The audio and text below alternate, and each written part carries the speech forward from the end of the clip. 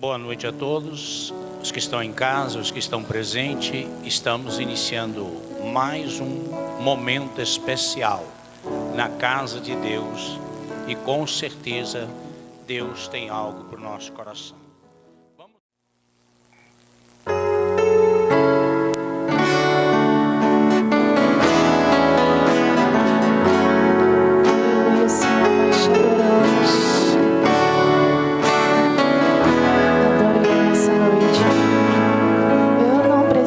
Ser reconhecido por ninguém. A minha glória é fazer com que conheçam a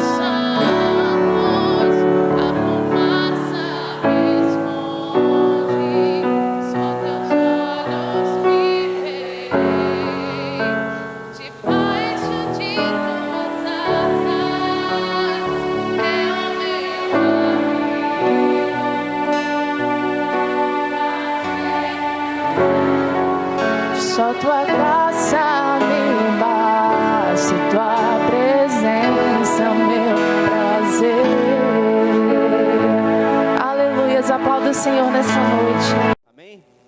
Nós vamos ler só o versículo 8, apenas o versículo 8. Se você puder ficar de pé, em reverência aí à palavra do Senhor, diz assim a palavra de Deus: se porém alguém não cuida dos seus parentes, principalmente dos da sua casa, negou a fé e é pior que um incrédulo. Se porém alguém não cuida dos seus parentes, principalmente dos da sua casa, negou a fé e é pior que um incrédulo. Pode se assentar em nome de Jesus. Queridos, a família é a instituição, acredito que mais linda e mais importante que foi instituída por Deus. É a partir da família que tudo começa, a partir da base familiar que tudo se inicia. Na minha profissão, às vezes nos deparamos com situações muito complicadas, e quando nós vamos procurar saber um pouco mais, a gente vê que normalmente a pessoa veio de uma família que foi desestruturada lá no passado, alguma coisa relacionada a isso. Então a família é importantíssima para a construção da sociedade. Obrigado. Esse é o tema aí. Ia ser outro, mas eu mudei agora de tarde. Minha família, meu maior tesouro. E como eu ia dizendo, que essa instituição é poderosíssima, importantíssima, e ela é tão importante que tem sido o principal alvo do inimigo nos últimos tempos, a se dizer Satanás, tá? Ele tem investido fortemente para a destruição da família. Fortemente. Nós vemos aí ideologias, nós vemos novos formatos de família que têm sido implantados aí nas sociedades, na sociedade aqui no Brasil e em outros países, e eles tentam colocar isso para nossa garganta abaixo aí, e a notícia triste é que isso vai acontecer, né?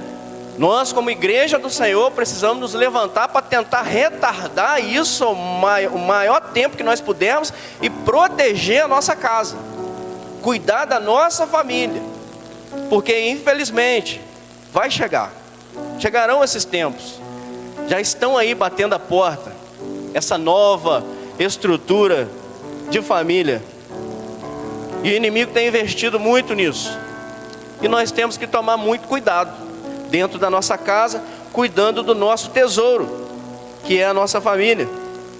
Como eu disse, são novas ideologias, novos padrões de família, a banalização do divórcio. Nós falamos a respeito disso aqui, se eu não me engano, num tabernáculo. Como se divorciar hoje ficou tão assim, principalmente artista. Você já viu como que artista casa e separa no estalar de dedos? Casa, 3 meses, enjoei, não quero mais, e se separam. Então essa tem sido a arma que o inimigo tem usado, e isso tudo é muito sutil. Isso tudo é muito... Nós temos que ficar muito atentos e muito ligados para poder proteger. Todo tesouro, ele precisa ser protegido.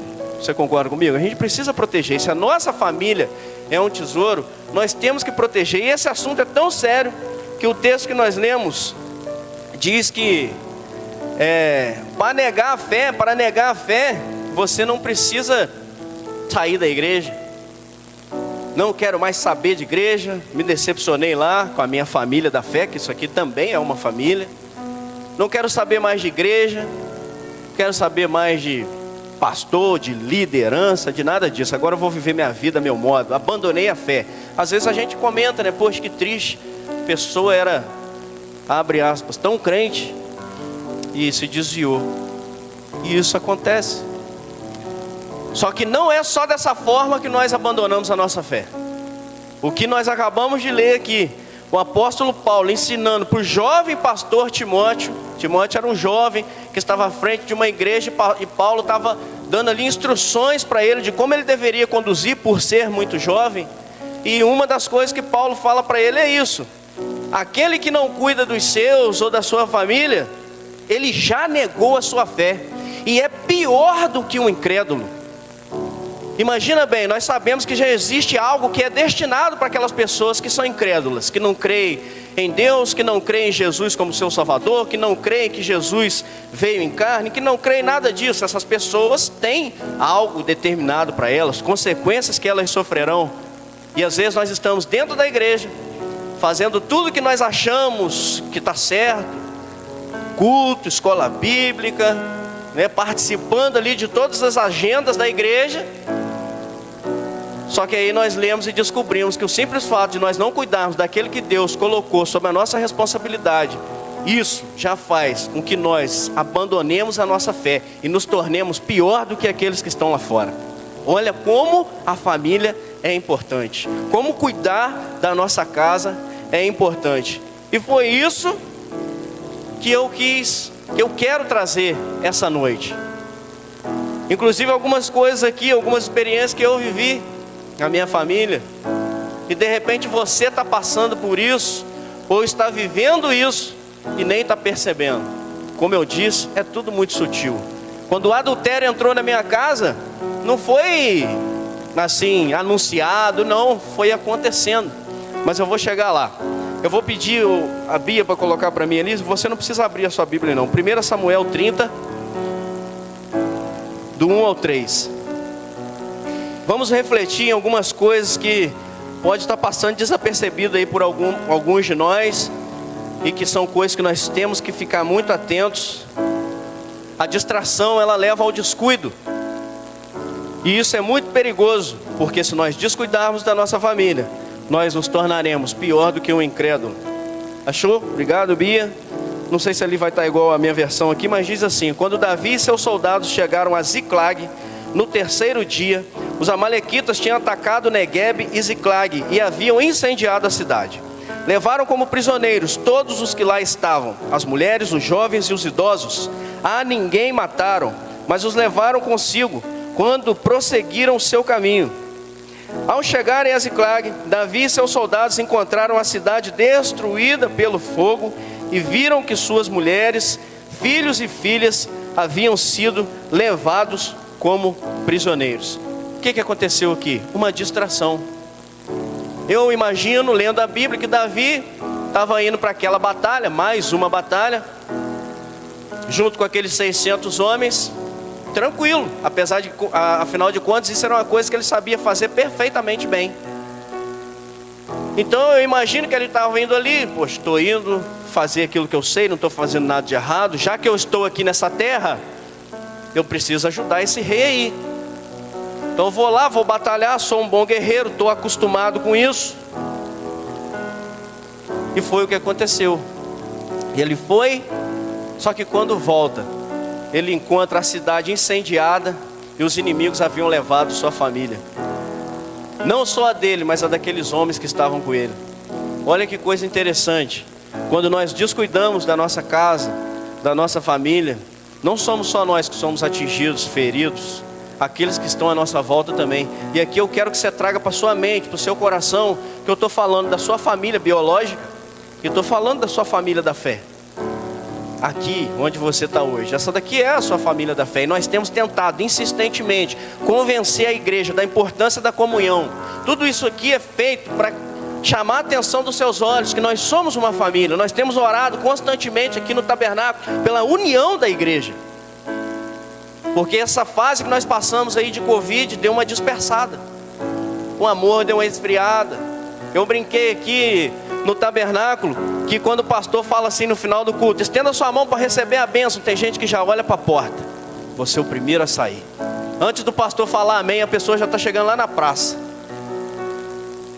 Dá um abraço, pega na mão de alguém, de um conhecido, pergunta: como é que foi sua semana? Você está bem? Está precisando de alguma coisa? Nós precisamos ter comunhão aqui na nossa família da fé, em casa com a nossa família, os nossos familiares. Antes de eu me casar, minha família era meu pai, minha mãe e minha irmã.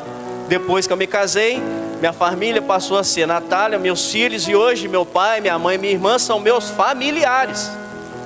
Mas eles também fazem parte dessas pessoas aqui que Paulo chama de os seus, aquele que Deus deixou, colocou ali sob o seu cuidado, para você tomar conta. Então não negligencia isso, entenda isso. Não finge que você não está vendo. Não fuja disso, para que você não abandone a sua fé e se torne pior que um incrédulo. Aos olhos de Davi, estava fazendo algo bom, com uma boa motivação, mas ele foi distraído e descuidado. E quantas vezes nós somos distraídos e descuidados? Quantos de nós temos sido descuidados, distraídos, negligentes com os da nossa casa, porque temos uma mente e uma motivação boa? Quer saber um exemplo? Trabalhar. Você sai de casa para trabalhar. Não, eu vou trabalhar, eu preciso dar um conforto para minha família. Poxa, eu preciso dar aqueles R$100 para minha esposa fazer o cabelo no final do mês. Sim ou não? Os homens aí, todo mundo dá uns R$100 para a esposa fazer o cabelo? Tem umas senhoras aí que estão rindo, então acho que elas não gostaram muito não. Eu vou falar, depois dessa palavra aqui, ele vai passar a te dar R$200 por mês para você fazer o cabelo. Pode saber, tá bom? O trabalho nos rouba, sabia? Eu não estou dizendo que você não tem que trabalhar não, tá gente? Em nome de Jesus, se tornar um preguiçoso, não, que a palavra diz que nós temos que trabalhar. Que o Senhor abençoe as obras das nossas mãos. Mas cuidado, tudo demais. Uma vez, um pastor lá em São Fidélis falou comigo: tudo em excesso é ruim. Tudo demais é ruim. Até aquilo que aos seus olhos parece bom. Como por exemplo, trabalhar para dar um conforto para sua família. E é aqui que eu entro na minha história. Nós compramos a casa lá da Terra Roxa. Eu ia falar onde nós moramos, mas não estou morando lá perto da minha mãe. E Natália e eu, vamos reformar a casa. Beleza, vamos fazer uma reforma. E começamos a trabalhar para fazer uma cozinha.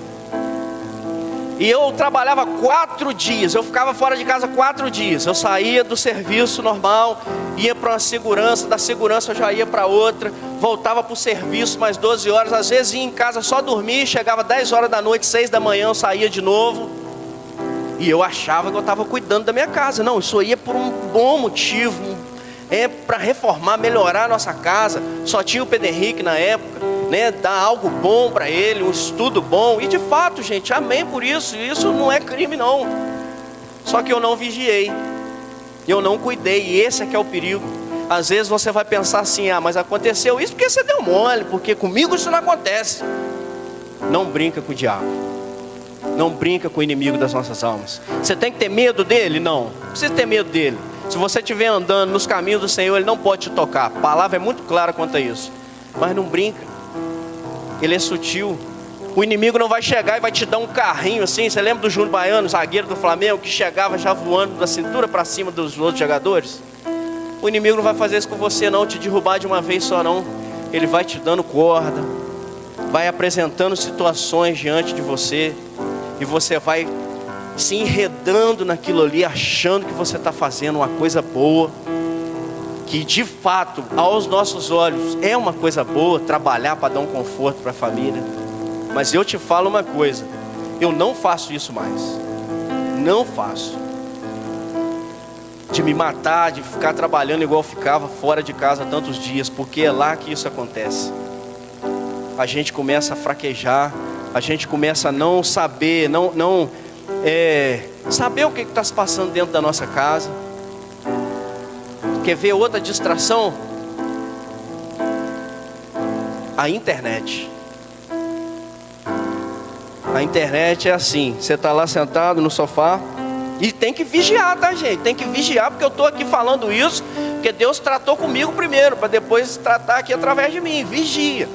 Às vezes eu estou lá no sofá sentado, às vezes até fazendo alguma coisa aqui para a igreja, na mídia social da igreja, e a criança dessa lá de casa, que lá em casa tem um monte, chega e fala assim: pai, olha que bonito que eu escrevi. Eu, estou vendo.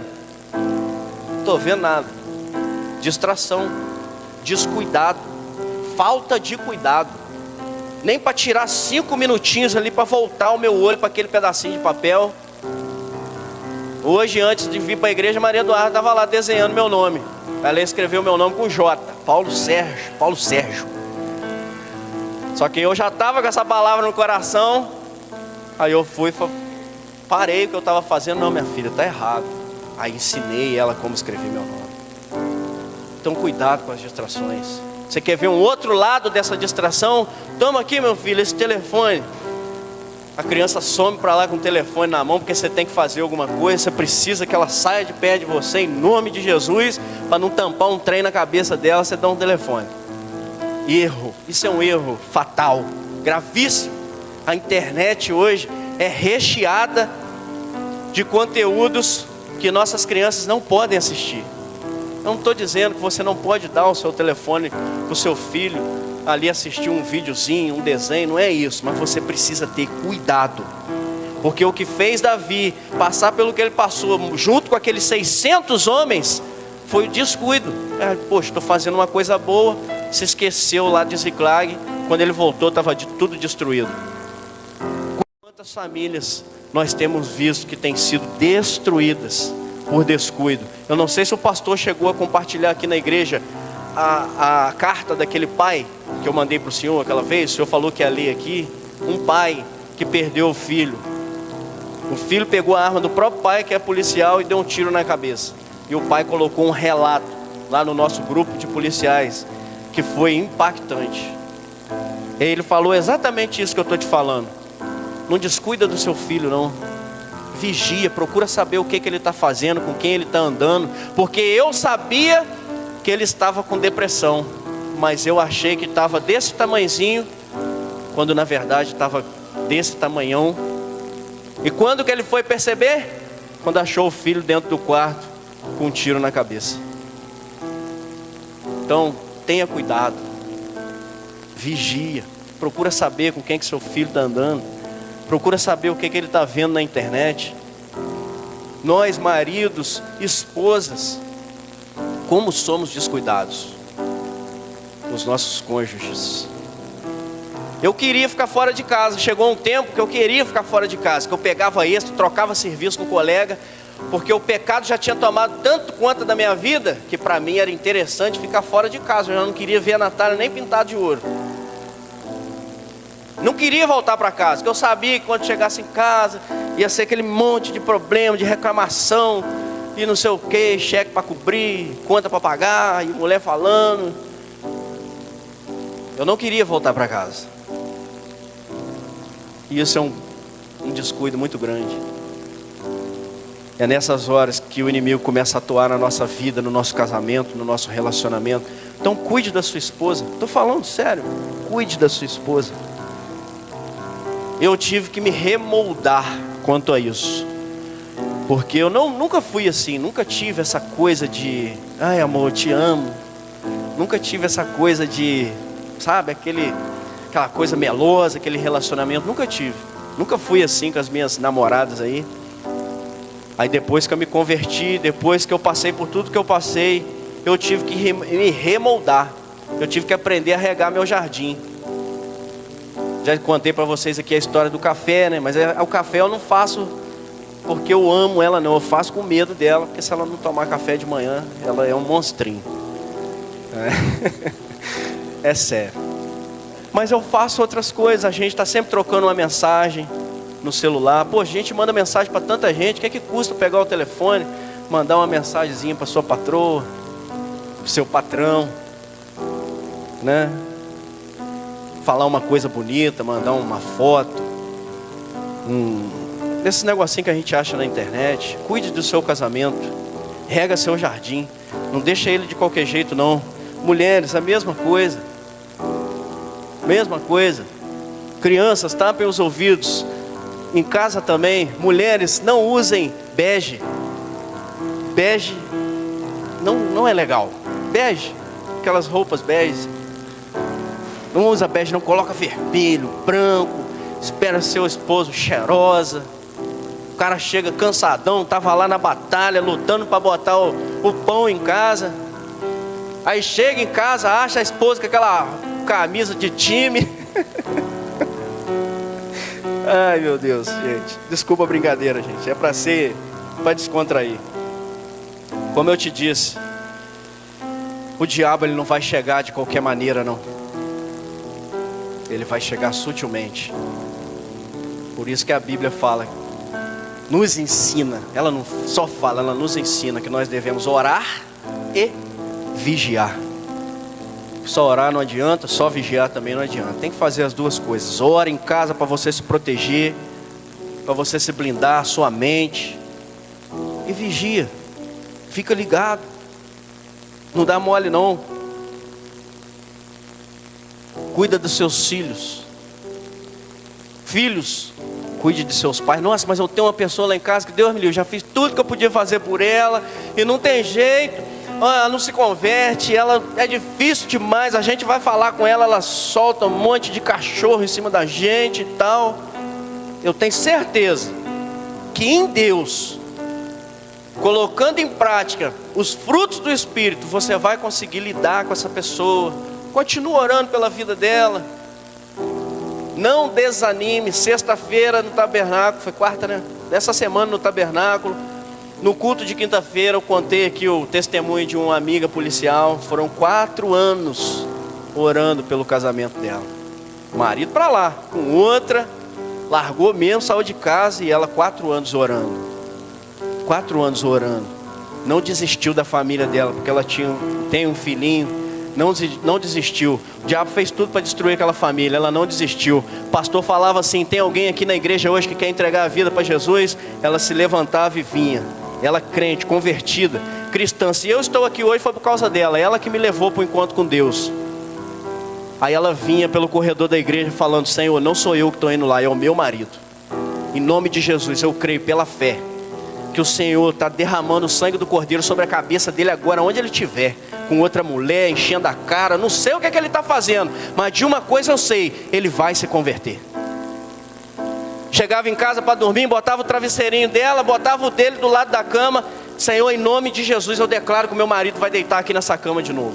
4 anos depois, sabe o que aconteceu? O mês passado, o marido dela foi batizado.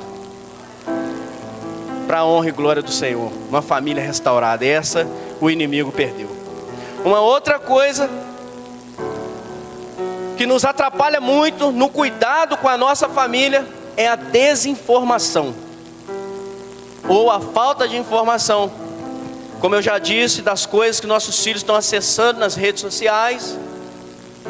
Você sabe que o seu celular, ele funciona com algoritmos.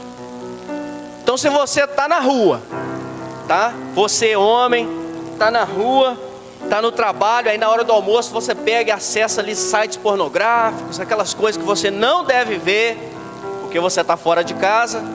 Quando você chega em casa, você entrega o seu telefone na mão da sua criança, do seu filho. Ele vai procurar um desenho, mas o seu aparelho de celular, esses algoritmos vão começar a colocar na tela as opções para ele. Começa a aparecer nos quadradinhos pequenininhos assim. Você já viu isso? Começa a aparecer pequenininho do lado. Clique aqui. Gente, a criança é inocente, vai clicar ali e vai abrir aquela. Então, primeiro, você nem deve acessar esse tipo de conteúdo. Nem deve acessar esse tipo de coisa na internet. E segundo, vigia o que os teus filhos estão vendo, estão jogando. Existe um jogo aí, eu tenho lá em casa um material que eu trouxe lá de Curitiba sobre isso. Um jogo chamado Free Fire. Quem já ouviu falar desse jogo aí? Pouca gente, hein? Olha, gente, vocês estão na casa de Deus. Free Fire é o nome desse jogo. É um jogo de morte.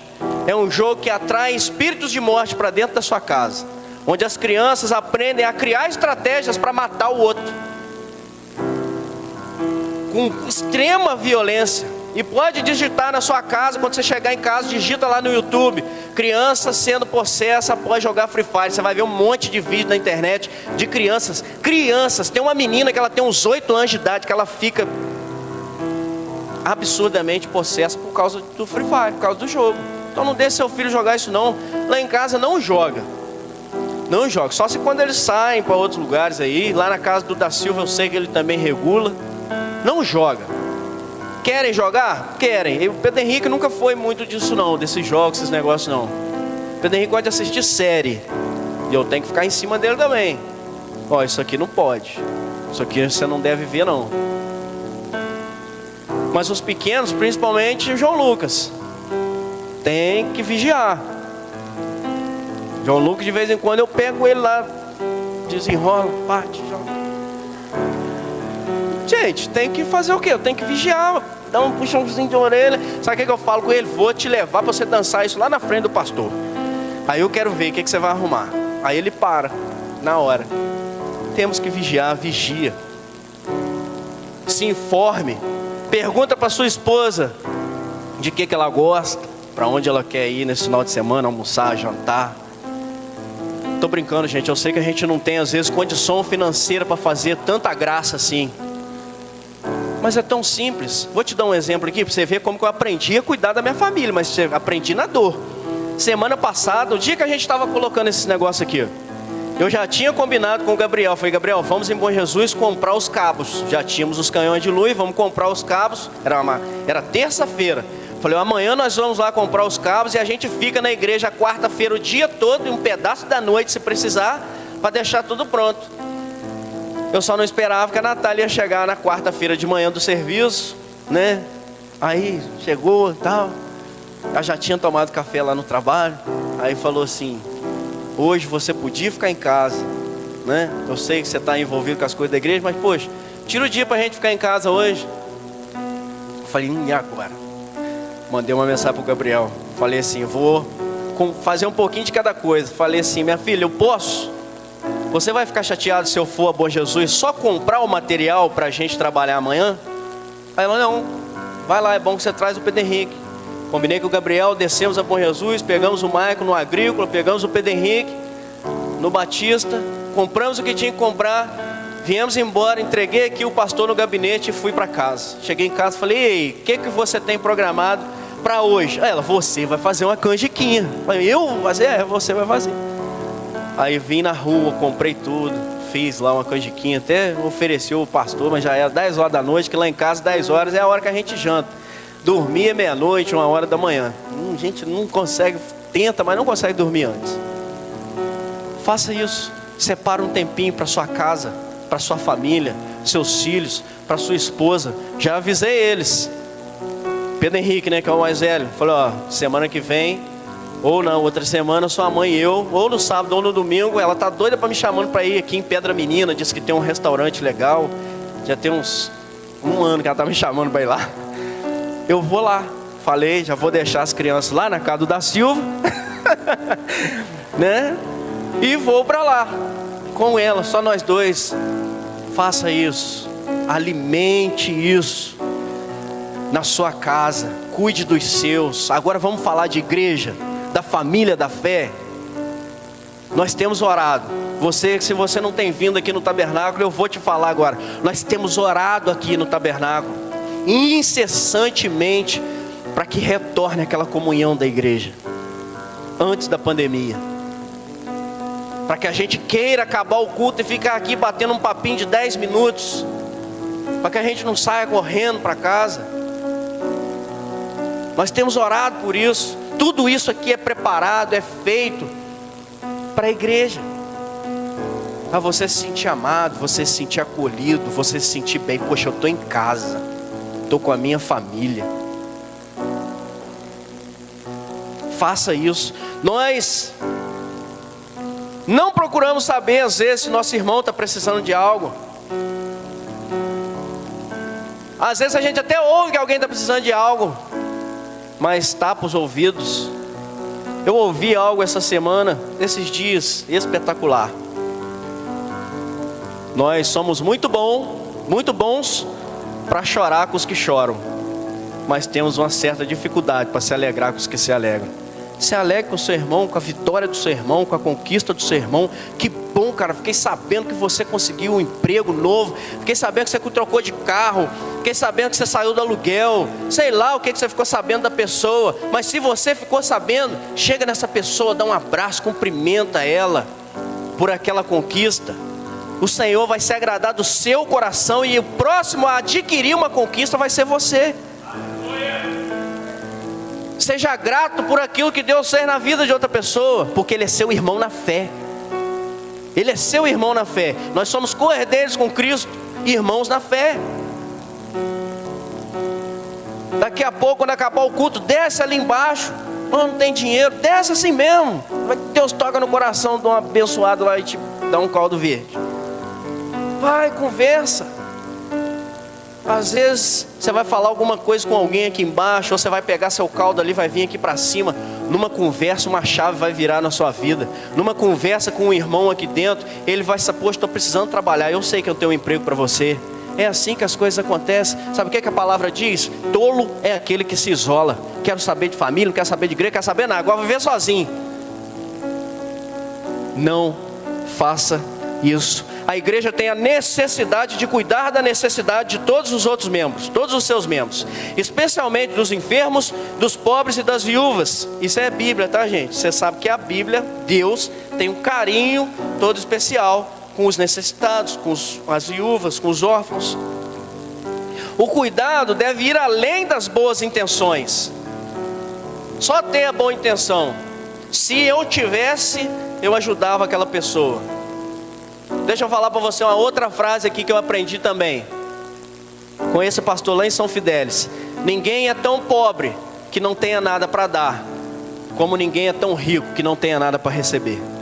Se você não tiver dinheiro, se você não tiver 1 quilo de arroz, 5 quilos de arroz, 1 quilo de feijão, nada, eu tenho certeza que um abraço você tem, uma palavra de conforto para alguém que está precisando você tem. No mínimo isso você tem. Você é cristão, você é um pequeno Cristo.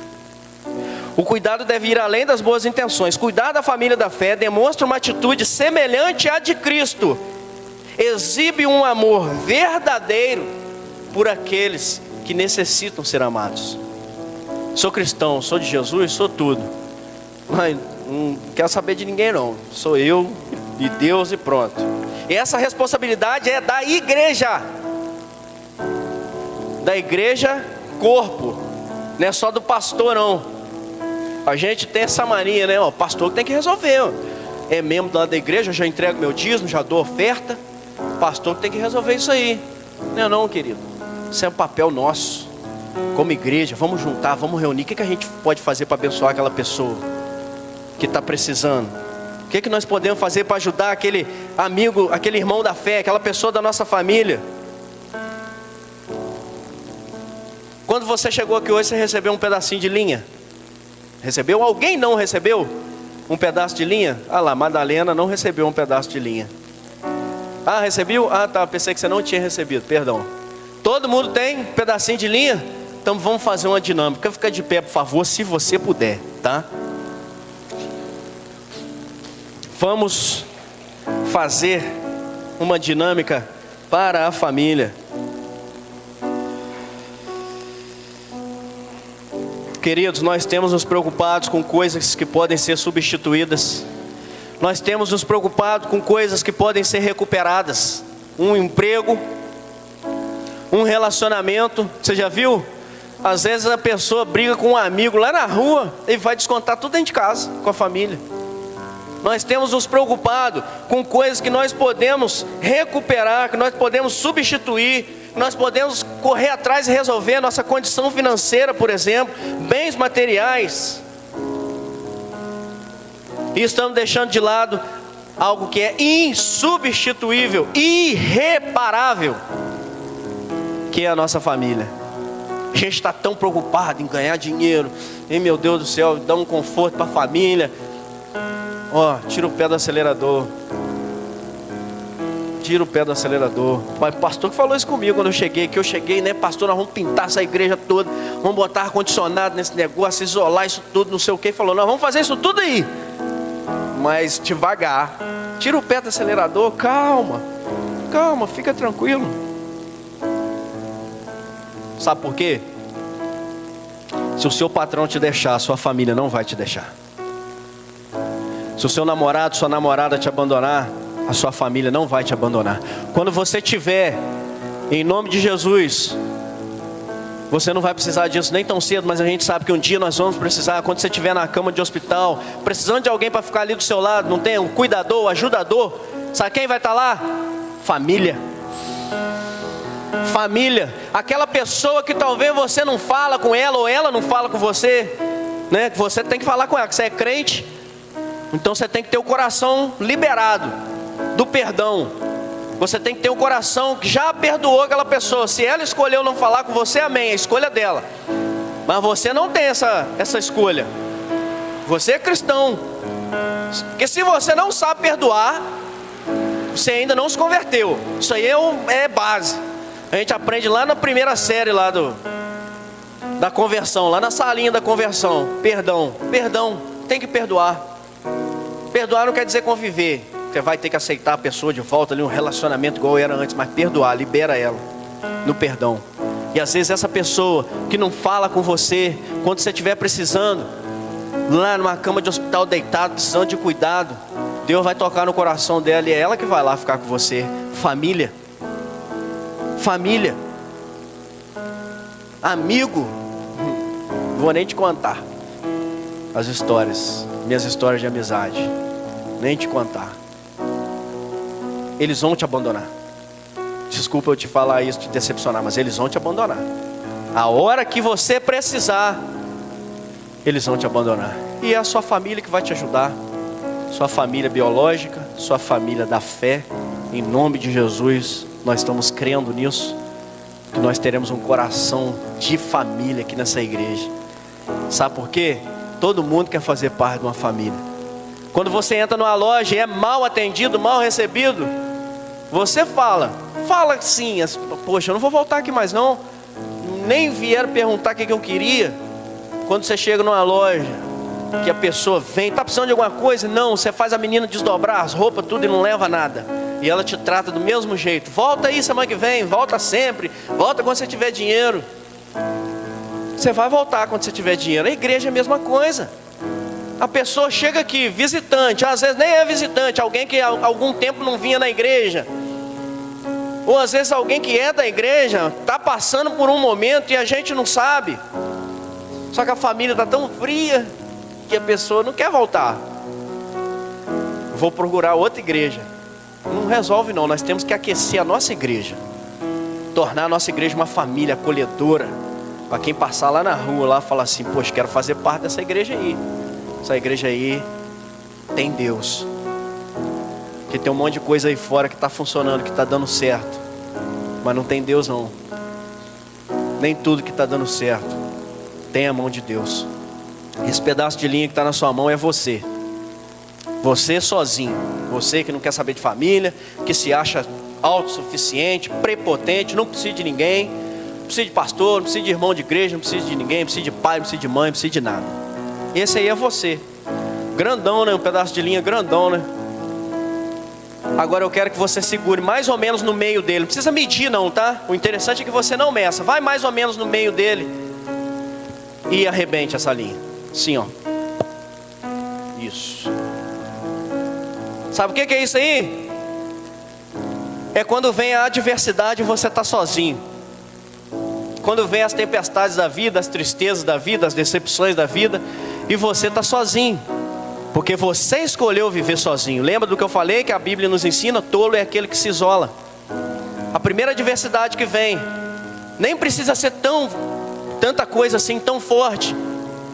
Você já não suportou. Facilmente você se partiu em dois. Só que agora não é só você. Agora é você e mais alguém. Junta aí os dois pedacinhos de linha. Vai mais ou menos no meio de novo e arrebenta. Foi? Para você ver. Agora são dois. Mas a adversidade ainda veio. O inimigo ainda plantou uma sementinha. E não resistimos.